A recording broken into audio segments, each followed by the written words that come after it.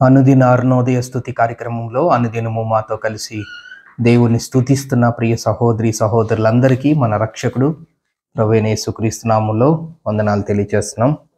నేటి ఉదయకాలం ముందు మన స్తుతి అంశం దేవుని కృప.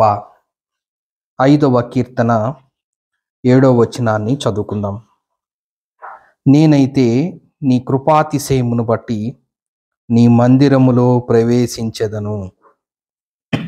ప్రియ సహోదరి సహోదరులారా, దేవుని కృప అనే మాటని ఆధారం చేసుకొని గత కొన్ని వారాలుగా దేవుని కృపకు సంబంధించి కొన్ని మాటలు బైబిల్ గ్రంథంలో చదువుకుంటూ ఆ కృపను బట్టి దేవుణ్ణి స్తుతిస్తూ వస్తూ ఉన్నాం. నేటి ఉదయకాలం ముందు కూడా దేవుని కృపలో మరొక అంశం ఏంటంటే కృపాతిశయము. ఇక్కడ భక్తుడు 5వ కీర్తన మొదటిలో మనం చూసినట్లయితే, ప్రధాన గాయకునికి పిల్లన గ్రోవితో పాడదగినది దావీదు కీర్తన. ఇది దావీదు కీర్తన. ఈ దావీదు కీర్తన దావీదు ఏం చెప్తున్నాడంటే, నేనైతే నీ కృపాతిశయమును బట్టి నీ మందిరములో ప్రవేశించెదను. దావీదు కష్ట సమయంలో ఈ మాటను ఉదహరించినట్లుగా పలికినట్లుగా మనం జ్ఞాపకం చేసుకోవచ్చు. నీ ఎడల భయభక్తులు కలిగి నీ పరిశుద్ధాలయం దిక్కు చూచి నమస్కరించెదను. దేవుని మందిరములో ప్రవేశించాలి అంటే అది దేవుని కృపాతిశయమును బట్టే ప్రవేశిస్తారు అని దావీదు మహారాజు ఇక్కడ సెలవిస్తున్నట్లుగా చూస్తూ ఉన్నాం. అందుకే దావీదు అంటున్నాడు, నేను దేవుని మందిరంలోకి ప్రవేశించగలిగాను అంటే అది దేవుని యొక్క కృప. మనం కూడా దేవుని మందిరంలోకి ప్రవేశించగలుగుతున్నాం అంటే ఇది దేవుడు మన పట్ల చూపిన కృప.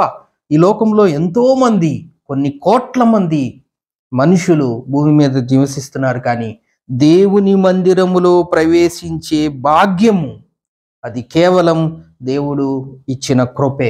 మనం అట్లా ఈ ఉదయకాలం ముందు దేవుని వాక్యం ఉంటున్న ప్రియ సహోదరి సహోదరులారా, మన పట్ల కూడా దేవుని కృప ఒకానొక దినమున చూపించాడు. మనం ఎక్కడెక్కడో తిరుగుతూ దారి తప్పిపోతూ ఇష్టానుసారంగా జీవిస్తుండగా యేసు ప్రభువారు ఒకానొక దినమున మనతో మాట్లాడి ఆయన కృప మన మీద కుమ్మరించి ఆయన మనల్ని రక్షించుకున్న విధానాన్ని బట్టి ఆ రక్షణను, ఆ కృపను జ్ఞాపకం చేసుకొని ఆయన మందిరంలోకి వెళ్ళి ఆయన సన్నిధిలోకి వెళ్ళి ఆయన కృపను జ్ఞాపకం చేసుకొని స్తుతించే స్థితిలో మనల్ని ఉంచారు. అందుకే ఉదయకాలం ముందు కూడా మనం ఈ కార్యక్రమంలో దేవుని మాటలు వింటూ ఉన్నాం. దేవుని మాటలు వింటూ ఆ మాటల్లో ఉన్న సారాంశాన్ని జ్ఞాపకం చేసుకుంటూ ఉదయకాలం ముందే మనం దేవుణ్ణి స్తుతించే స్థితిలో ఉన్నాము అంటే ఇది కేవలము దేవుడు ఇచ్చిన కృప మాత్రమే. అందుకే ఇక్కడ దావీదు మహారాజు కూడా చెప్తున్నాడు, నేనైతే నీ కృపాతిశయమును బట్టి నీ మందిరములో ప్రవేశించెదను. దుష్టుల నుండి కాపాడమని దావీదు చేస్తున్న ఈ ప్రార్థన చాలా ప్రాముఖ్యమైన అంశం. దావీదు జీవితంలో అనేక గొర్రెలు కాసే స్థితి నుంచి మహారాజు వరకు వెళ్ళిన ప్రస్థానం మనం జ్ఞాపకం చేసుకున్న, ఆ తర్వాత కష్ట సమయంలో ఆయన పారిపోయిన విధానము, ప్రాణ భయంతో తలదాచుకునే పరిస్థితి వచ్చినప్పుడు కూడా ఆ స్థితిని కూడా మనం జ్ఞాపకం చేసుకున్నాం. అంటే దావీదు జీవితంలో కష్టాలు, దావీదు జీవితంలో ఉన్నత స్థితిని కూడా మనం చూసుకున్నాం. కానీ ఇక్కడ మనం చదువుకున్న ఈ ఉదయకాలం ముందు నేనైతే నీ కృపాతిశయమును బట్టి నీ మందిరంలో ప్రవేశించదుననే మాట దుష్టుల నుండి కాపాడమని దావీదు మహారాజు చేస్తున్న ప్రార్థన.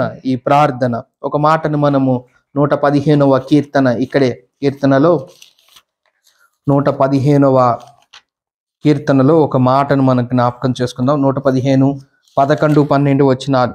యెహోవా యందు భయభక్తులు గలవాలారా, యెహోవా యందు నమ్మిక ఉంచుడి. ఆయన వారికి సహాయము, వారికి కేడము.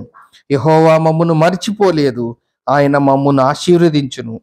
ఆయన ఇజ్రాయిల్ని ఆశీర్వదించును, అహరోను వంశస్థులందరినీ ఆశీర్వదించును.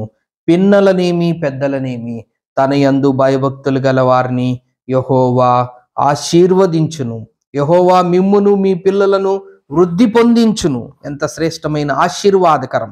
పిన్నలనేమి పెద్దలనేమి దేవుని యందు భయభక్తులు గల వారందరినీ దేవుడు ఆశీర్వదించేవాడు. యెహోవా యందు నమ్మిక ఉంచేవారిని ఆయన సహాయం చేసేవాడు. యెహోవా యందు నమ్మిక ఉంచేవారికి ఆయన కేడము.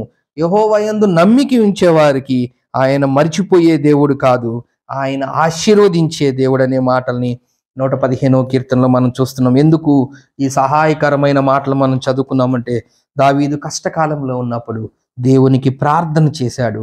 దేవుని కృప దావీదు మహారాజు మీద ఉండటం ద్వారా తిరిగి ఆయన దేవుని మందిరంలోనికి ప్రవేశించి దేవునికి స్తుతించి కృతజ్ఞతాస్తుతులు చెల్లించే స్థితిలో దేవుడు దావీదు మహారాజుని హెచ్చించినట్లుగా మనం లేఖన భాగం ద్వారా జ్ఞాపకం చేసుకోవచ్చు. 138వ కీర్తన 2వ వచనంలో కూడా చూస్తే, నీ పరిశుద్ధాలయం తట్టు నేను నమస్కారము చేయుచున్నాను, నీ నామమంతటి కంటే నీవిచ్చిన వాక్యమును నీవు గొప్ప చేసి ఉన్నావు.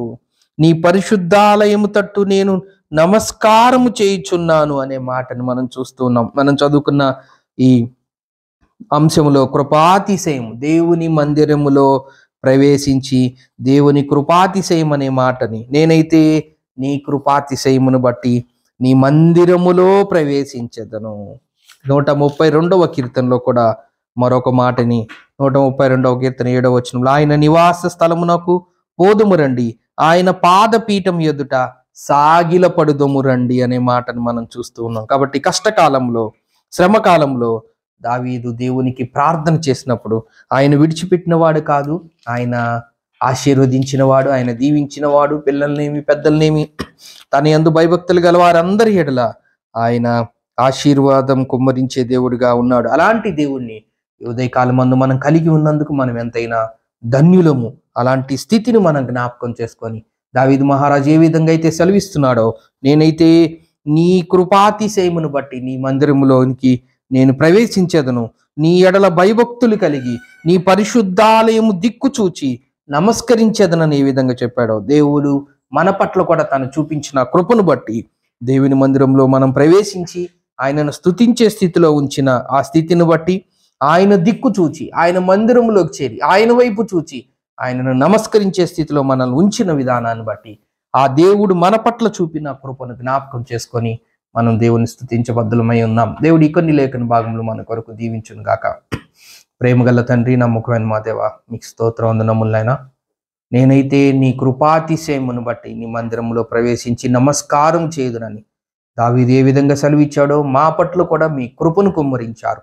మీ మందిరంలోకి చేరి మిమ్మల్ని నమస్కరించే స్థితిలో మమ్మల్ని ఉంచినందుకు మీకు స్తోత్రం వందనములు తెలియజేస్తూ యేసు క్రీస్తు నామమున స్తోత్రం చెల్లించి ప్రార్థన చేస్తున్నాం తండ్రి. ఆమేన్.